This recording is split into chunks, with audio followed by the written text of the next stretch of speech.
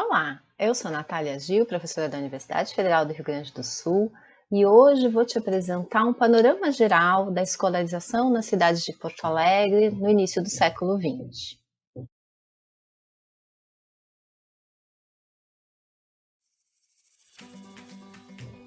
O mais comum tem sido discutir o processo de escolarização a partir das estatísticas que indicam o aumento do número de matrículas ou da história das instituições escolares.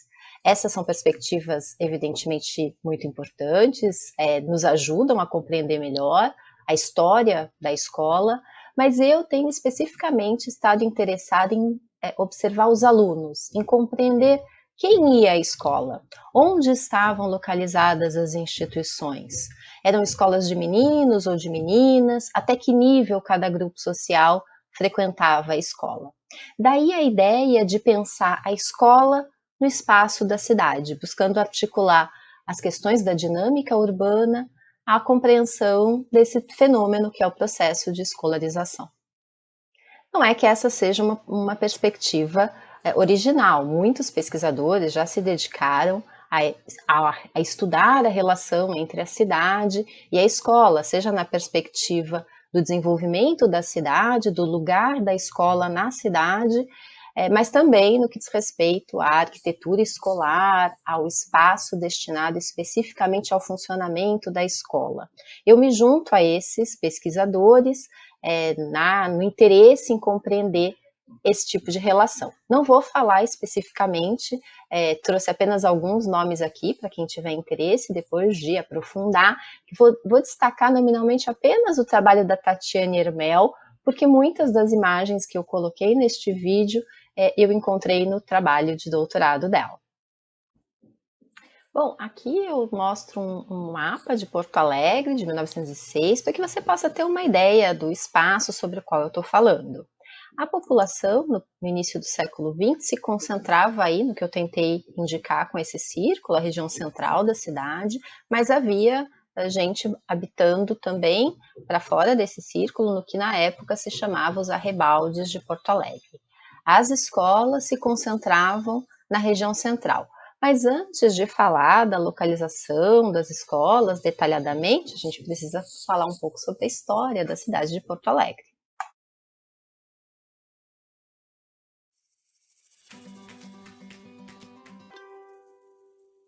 Porto Alegre é uma cidade relativamente jovem. Primeiras notícias de povoamento dessa localidade são lá do século XVIII. Ela se transforma em vila em 1808 e em cidade em 1822. No final do século XIX, Porto Alegre vai assistir um conjunto de alterações da dinâmica urbana que vão dando sinais de progresso e de maior desenvolvimento urbano. Como nos indica Vera Lúcia Maciel Barroso, por exemplo, em 1861, a cidade passa a ter encanamento de água, em 1869 tem a construção do mercado municipal, em 1874 a cidade passa a ser iluminada com gás, em 1884 ela conta com serviço telefônico, ou seja, lá adentra a República com ares de modernidade. A economia de Porto Alegre se baseava no charque, na lavoura, e aos poucos também vai experimentando um avanço industrial e chega à década de 30 como a primeira cidade industrial do estado, com destaque para os ramos de alimentos e bebidas. No início do século XX, os setores da burguesia emergente vão expressar um desejo de modernização do espaço urbano. Apesar dos poucos recursos disponíveis e, como destaca Margarete Bacos, à custa do endividamento público. Mas os desejos de pujança econômica e progresso, tão caros aos positivistas que monopolizaram a cena política naqueles anos, tiveram que enfrentar o avesso da moeda.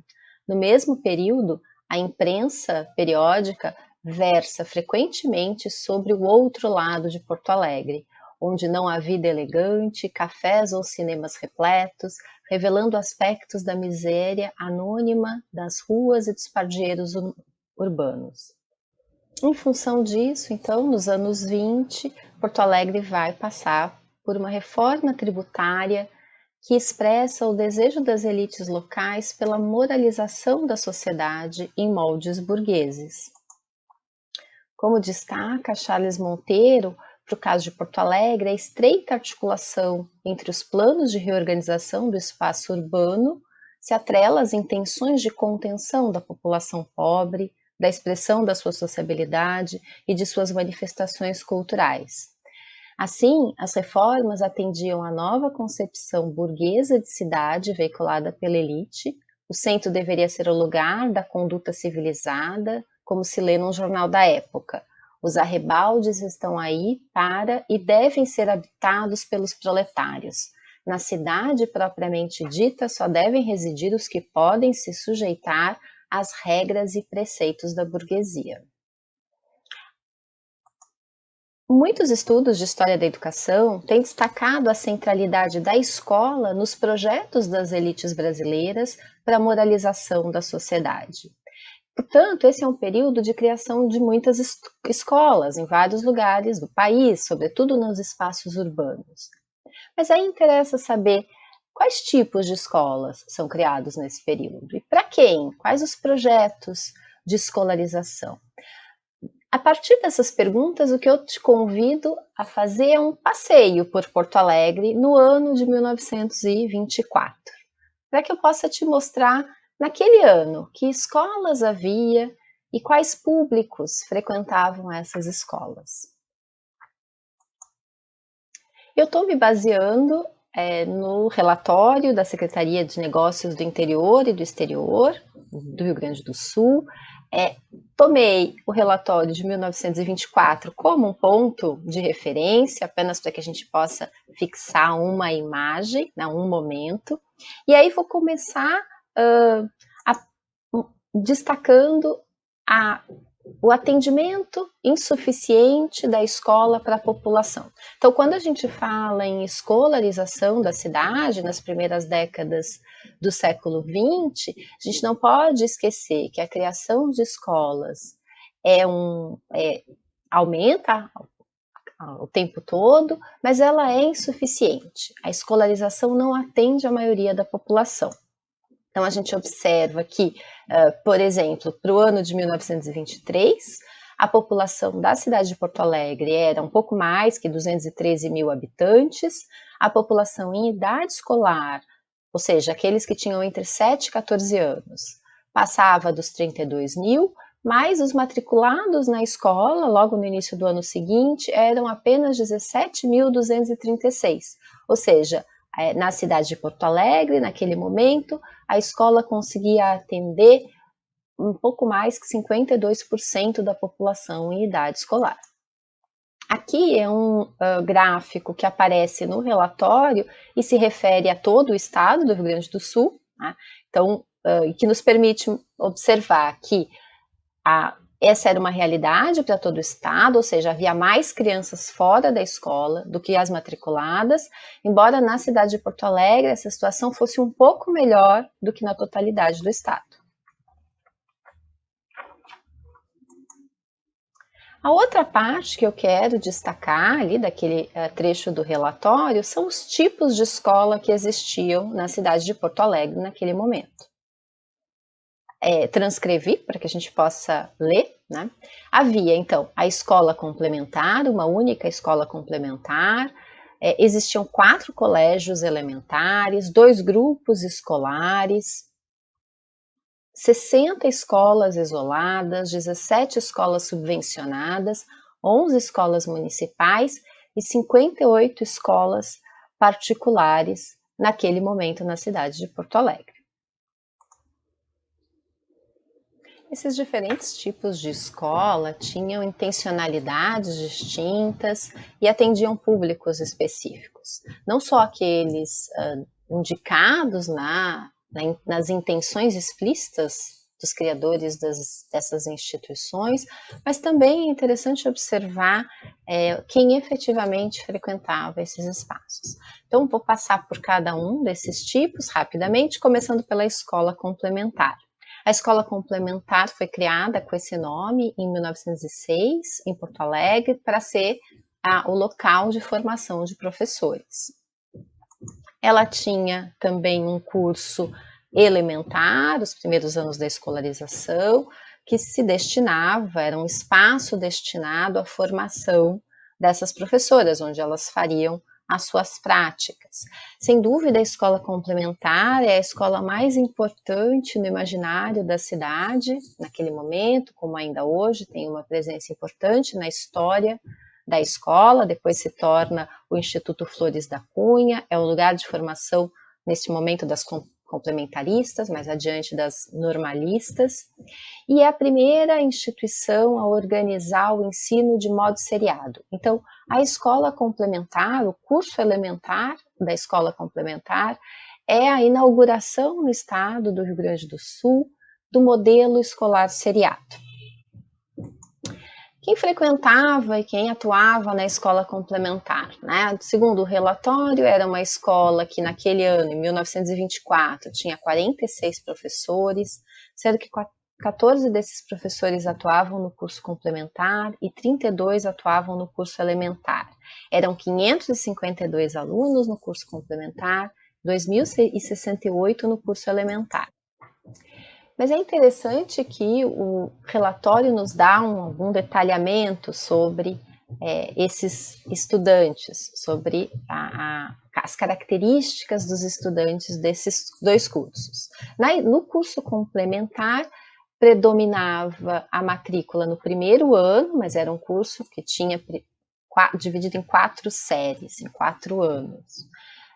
As idades se concentravam entre 10 e 14 anos, a maior parte do alunado era composto de meninas e predominavam os estudantes de cor branca. Para o curso elementar, a gente também tem essas mesmas informações. Tá? Então é interessante observar que o curso elementar era distribuído em 3 classes, predominava a matrícula na primeira classe, era onde havia maior concentração de matrículas, o que nos permite observar que há uma saída de alunos, nem todos que começam na primeira classe do curso elementar vão completar as 3 classes previstas. Há uma indicação da idade, então os alunos têm entre 7 e 14 anos, né? Poucos têm mais que 14 anos. Há também a indicação da cor dos alunos que frequentavam o curso elementar na escola complementar naquele momento. A grande maioria eram alunos brancos, segundo o relatório eram 1.867 alunos brancos, mas o relatório indica também a presença de 160 alunos de cor mista e 41 de cor preta. Há informação ainda sobre a nacionalidade. Então, a maioria era composta de brasileiros, mas havia uma pequena quantidade de alunos estrangeiros. Aqui a gente tem as informações mais detalhadas, né? Ali no gráfico a gente consegue ter uma ideia geral, para o caso de vocês quererem depois olhar com mais calma. Além da escola complementar, foram criados em 1909 alguns colégios elementares, que são a instalação da escola seriada no Rio Grande do Sul. Esse é o nome que a escola seriada vai ter no Rio Grande do Sul quando da sua instalação. Além desses colégios elementares criados em 1909, um pouco depois, em 1915, passaram a ser criados também grupos escolares. Ambos são instituições organizadas na forma seriada. A diferença é que os colégios elementares concentravam um maior número de matrículas, tinham uma estrutura de funcionamento considerada melhor, e os grupos escolares eram as escolas que não tinham tantas matrículas ou que não tinham as condições de instalação que se assemelhavam aos colégios elementares. E aqui a foto do Colégio Elementar Fernando Gomes, em Porto Alegre, e essa outra foto nos mostra o Colégio Elementar Souza Lobo. Interessante observar que a localização das escolas já nos dá algumas pistas sobre o público ao qual elas se destinam. O Colégio Souza Lobo, por exemplo, foi construído na zona industrial da cidade e, portanto, se destinava ao operariado, a atender aos filhos de operários. A gente tem algumas informações sobre as características desses alunos. Então, eram 4 os colégios elementares em Porto Alegre naquele momento: o Fernando Gomes, Souza Lobo, mas também voluntários da Pátria e 13 de Maio. A gente pode observar que há meninos e meninas estudando nessas instituições, com um leve predomínio da matrícula de meninos. As idades se concentram entre 7 e 14 anos, né? Isso é interessante, o indicativo de que após os 10 anos a matrícula já tende a ser menor, e depois dos 14 anos é muito raro que esses indivíduos estejam na escola, né? Isso está vinculado às necessidades do trabalho, ao fato de que naquele momento as crianças começavam a trabalhar muito cedo. Então, logo em seguida de 10 anos de idade, a menos que fossem de classes sociais abastadas, era preciso que esses sujeitos trabalhassem, e isso competia, disputava com a escola. A indicação também da cor, é predominante a matrícula de alunos brancos, mas se a gente juntar as informações sobre o que eles chamavam ali de cor mista ou cor preta e considerar como sendo possivelmente a população negra naquele momento, a matrícula corresponde a cerca de 13% do total dessas instituições. Além dos colégios elementares, naquele ano havia 2 grupos escolares funcionando na cidade de Porto Alegre: o grupo escolar do Partenon e o grupo escolar da Glória. A gente tem também algumas informações sobre o alunado que frequentava essa escola, mas elas não diferem, elas não têm nenhuma característica destacada com relação àquilo que a gente já tinha visto para os colégios elementares. No entanto, o tipo mais comum de escola nas primeiras décadas do século XX são as escolas isoladas. Havia 94 escolas isoladas em Porto Alegre naquele momento. Aqui eu apresento a planta base, né, a planta tipo proposta nos relatórios para a construção das escolas isoladas. Elas funcionavam em espaços urbanos, mas também em espaços rurais. A característica definidora da escola isolada é que ela era uma escola de uma sala só. Havia um espaço para o funcionamento da sala de aula. Ela era conduzida por um professor que atendia alunos de idades variadas e com adiantamento escolar variado. Algumas escolas isoladas eram só para as meninas, outras eram só para os meninos, mas havia muitas escolas isoladas mistas.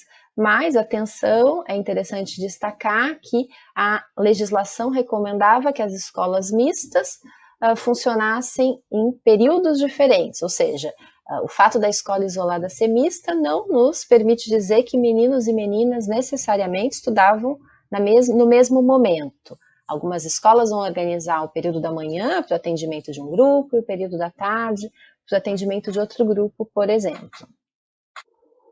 Aquela planta tipo era uma sugestão que aparecia nos relatórios, mas as escolas vão ter construções de vários tipos, né? Aqui eu trago outro exemplo de uma escola isolada, a escola isolada dos Campos da Redenção.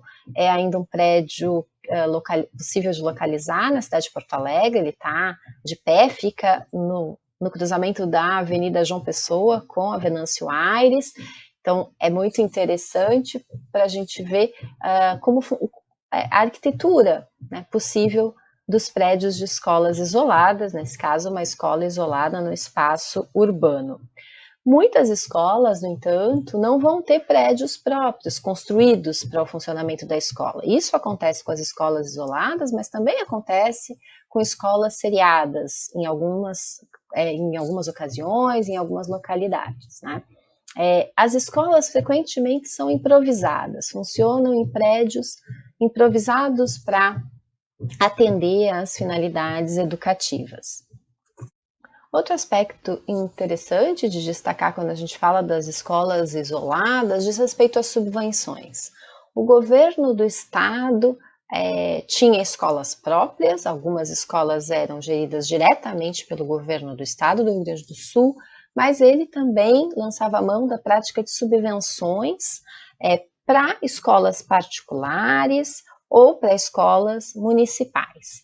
Importante sublinhar que as escolas particulares, nesse período em que eu estou considerando, não têm a mesma característica que hoje nos vem à mente quando a gente fala de escolas particulares. As escolas particulares podiam ser iniciativa de uma pessoa que anunciasse no jornal que oferece aulas e cobra por aulas. Isso era uma escola particular, ou podia ser um espaço organizado por um grupo, por exemplo, de imigrantes poloneses que se associam para garantir a escolarização das suas crianças e aí demandavam subvenções para o Estado. Nem sempre as subvenções são para escolas que oferecem cursos elementares, como aqui aparece num exemplo que está no relatório de 1924, um curso de trabalhos manuais oferecido pela professora Maria Michelana e que conta com subsídio do governo do estado. Havia também subsídio para as escolas municipais. E isso nos leva a um outro ponto muito importante quando a gente pensa o processo de escolarização e os públicos atendidos pela escola. Uma parte expressiva do público escolarizável era composta de trabalhadores. E as escolas municipais em Porto Alegre são criadas para suprir a lacuna deixada pela iniciativa do Estado no atendimento dessa população trabalhadora. Então, isso consta dos relatórios da Intendência Municipal, a criação de 3 escolas noturnas a partir de 1911, destinadas a suprir a lacuna, a insuficiência de oferta do Estado, a iniciativa estadual. A primeira escola criada foi a Hilário Ribeiro, no ano seguinte foi criada a Escola Bibiano de Almeida, e em 1918 foi criada a Escola Apolinário Porto Alegre. Em 1926, o relatório da Intendência Municipal informava que estavam instaladas 7 escolas municipais destinadas a dispensar o ensino gratuito a operários e pessoas pobres, tanto adulto como menores, sendo 4 noturnas e 3 diurnas. Diz ainda o relatório que 4 delas estavam localizadas nos limites urbanos de Porto Alegre. Aqui um ponto importante, né? Vou destacar as escolas noturnas, porque a justificativa delas diz respeito à necessidade do trabalho. Então, aparece lá no relatório da Intendência Municipal de 1920 a seguinte justificativa para a criação de escolas noturnas no município de Porto Alegre. Não sendo lícito negar os primeiros elementos de instrução a quantos, por seus afazeres e labuta, não podem frequentar as escolas mantidas pelo benemérito governo do Estado, tem as noturnas municipais admitido indivíduos de maior idade, facilitando-lhes assim a instrução elementar. Bom, isso nos faz pensar que as escolas estavam destinadas aos adultos, aqueles que trabalhavam durante o dia e que, portanto, precisavam estudar à noite. Sim, esse é um público visado, pretendido pelas escolas noturnas criadas naquele momento, como antes, mas observe que, se a gente analisa as idades dos alunos matriculados na escola noturna Hilário Ribeiro, naquele mesmo ano, a gente se dá conta que entre os trabalhadores havia uma quantidade expressiva de crianças e adolescentes. Né? A maior parte dos matriculados tem menos de 15 anos de idade. Isso diz respeito ao fato, como eu já tinha te contado, que o trabalho fazia parte da vida dos indivíduos desde muito cedo, né? Desde pouca idade. É preciso falar também das escolas particulares. Já te falei um pouco a respeito delas, mas vou então dar um pouco mais de atenção. O relatório de 1924 diz que eram 58 escolas particulares, sendo 9.636 matriculados nessas instituições. Escolas particulares compreendem uma variedade muito grande. Por exemplo, em 1902, os homens congregados em torno da imprensa periódica, do jornal O Exemplo, vão criar uma escola noturna para os seus, né, para o seu grupo social. Mas também o Colégio Anchieta, que era um colégio jesuíta, vai criar em 1912 uma escola noturna destinada aos trabalhadores. Além disso, há escolas diurnas, escolas para crianças, escolas de tipos variados, organizadas por congregações religiosas, por grupos étnicos ou por indivíduos, como eu já tinha mencionado. Isso significa que a iniciativa de criação de instituições de ensino particulares tem intencionalidades variadas e atende públicos variados, o que é importante para que a gente avance na compreensão dessas diferenciações. Por exemplo, se eu assumir observar a criação de escolas católicas na cidade de Porto Alegre, no primeiro momento chama a atenção que são muitas, e às vezes localizadas muito perto uma da outra, né? Observando melhor, a gente vai se dando conta que algumas escolas são destinadas apenas a meninos, o que era o caso, por exemplo, do Colégio Rosário, outras apenas às meninas, como o Colégio Bom Conselho ou o Colégio Sévigné. Algumas eram internatos, outras eram externatos, isso dizia respeito também às intenções de atender à população do interior do estado, né? Sobretudo no que diz respeito à continuidade dos estudos, o curso ginasial. Os grupos sociais das elites do interior do estado frequentemente precisavam que seus filhos ficassem em internatos aqui em Porto Alegre, onde havia esses cursos, já que não havia curso ginasial em todas as regiões do estado. Mas há também, por exemplo, escolas destinadas apenas à preparação de padres, como era o caso do Colégio Champagnat, nesse período que a gente está observando. É interessante notar que as iniciativas de criação de escolas feitas por particulares nem sempre eram do conhecimento dos gestores públicos. O Estado tinha dificuldade em saber quais eram as escolas e controlar o que acontecia nessas instituições, sobre o seu funcionamento, até avançar do século XX. É bem depois, lá dos anos 30, nos anos 40, 50, que o Estado vai criando elementos do seu funcionamento burocrático que permitem um maior controle daquilo que acontece nas instituições de ensino, não apenas nas suas próprias, mas também naquelas organizadas e mantidas por particulares. De qualquer forma, o relatório traz elementos sobre essas escolas, especialmente no que se refere ao ensino secundário, à continuidade dos estudos.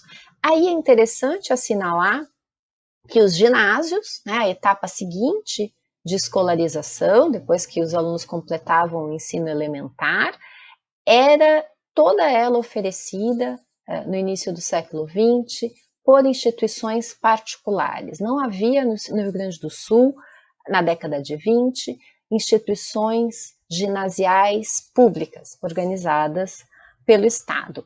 E o relatório do Estado mostrava as informações, trazia os dados, os números dessas instituições particulares, buscando mostrar como era a escolarização no Estado, ou seja, o relatório do Estado não se preocupava apenas em mostrar as suas próprias iniciativas, aquilo que a gestão pública organizava e mantinha. Mostrava as iniciativas conhecidas de escolarização do Estado como um todo. Eu não vou falar de cada uma dessas instituições particulares, eu vou destacar alguns aspectos interessantes para que a gente possa ter também um panorama de como era a distribuição da continuidade da escolarização, do ensino secundário, do curso ginasial na cidade de Porto Alegre. Primeiro vou falar do Colégio Júlio de Castilhos, conhecido até hoje na cidade de Porto Alegre como Julinho. Ele foi criado em 1900, com o chamado de Ginásio do Rio Grande do Sul. Em 1908 ele passa a ser chamado Ginásio Júlio de Castilhos. Em 1916 ele se torna Instituto Júlio de Castilhos. Em 1942 ele passa a ser uma escola estadual. O Ginásio Júlio de Castilhos foi criado por iniciativa particular dos homens que organizavam, que tinham que constituído a escola de engenharia, e a intenção era ter um curso ginasial que preparasse os candidatos à escola de engenharia. Era o único curso ginasial no início do século XX, no início da década de 20, mais especificamente, que podia emitir diplomas válidos, diplomas que se equiparavam ao diploma do Pedro II. Então, era o único ginásio com essa possibilidade. Mas havia outros ginásios em funcionamento no município de Porto Alegre. Dentre essas outras opções de curso ginasial, para os meninos havia, por exemplo, o ginásio Nossa Senhora do Rosário e o ginásio Anchieta. Já para as meninas, existia o ginásio Bom Conselho e o ginásio Sevigné. Se não fossem escolas católicas, a opção de curso ginasial para as meninas era na escola metodista. De qualquer modo, é preciso lembrar que as elites consideravam muito adequado que as meninas fizessem a escola complementar, que a continuidade dos estudos para as meninas se desse na formação de professoras. Por fim, falei rapidamente da escola complementar, lembrando que então essa formação para o trabalho, para a docência, era uma possibilidade de continuidade dos estudos. Não vou aqui me demorar na explicação sobre as características específicas da formação de professores, na escolarização das meninas de elite. É um curso profissional, mas é também um curso de formação das elites. Acho que esse é um tema que vale a pena retomar em outro momento. Vou, na verdade, finalizar ressaltando que há também, no período em que a gente está observando, há uma instituição de ensino profissional, que é o Instituto Parobé, que foi criado em 1906 como um instituto técnico profissional pelos homens da escola de engenharia. Então, observe que eles criaram um ginásio para a preparação dos candidatos ao ingresso na escola de engenharia, o ginásio Júlio de Castilhos, mas criaram também um instituto técnico profissional para profissionalizar, criar uma formação de profissionalização para outros grupos sociais, para um público que não se destinava à continuidade dos estudos na escola de engenharia. A expansão da oferta de cursos técnico-profissionais vai acontecer após as leis orgânicas nos anos 40. Então, nesse momento em Porto Alegre, são essas as iniciativas mais destacadas. Eu espero que você tenha gostado desse tour, desse rápido tour pelas escolas da cidade de Porto Alegre nos anos 20, e nós nos vemos no próximo vídeo.